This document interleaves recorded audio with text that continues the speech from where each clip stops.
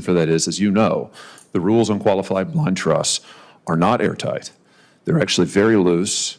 It is very difficult to police.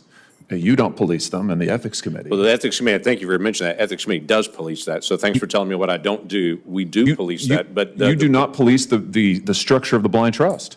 We do, actually. Every single blind trust that's actually put in has to be approved. And they have to, and so before, and you police then the buying and the selling and the communication back and forth between members? We do police the communication between the members and the individuals of the blind trust. That's correct.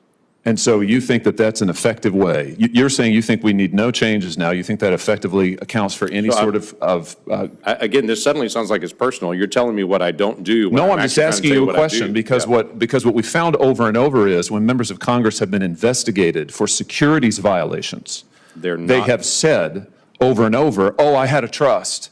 I had a trust. I didn't really know anything about it. And then as it turns out, they're communicating with their trustee, and they say, oh, we're allowed to do that.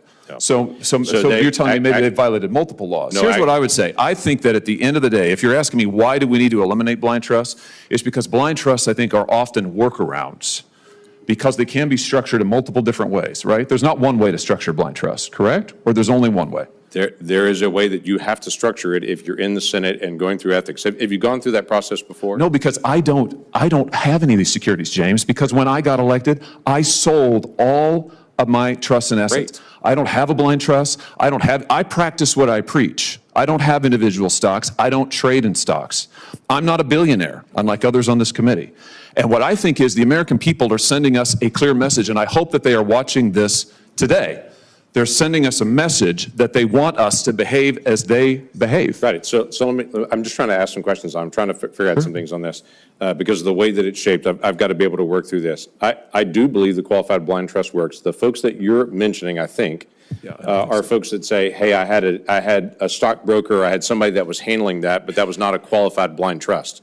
That's a very different structure to be able to have that. There's prohibited communication there.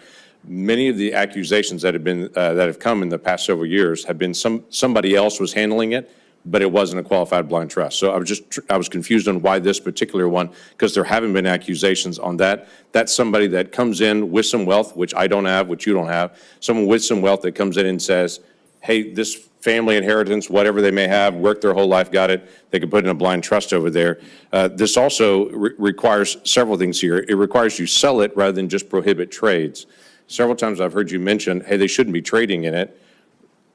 What about individuals that had stocks when they came? Why should they sell it to be able to be here? Why not just have a flat out prohibition to say you can no longer buy, no longer sell? If you have it, stock market goes up and down, you can't.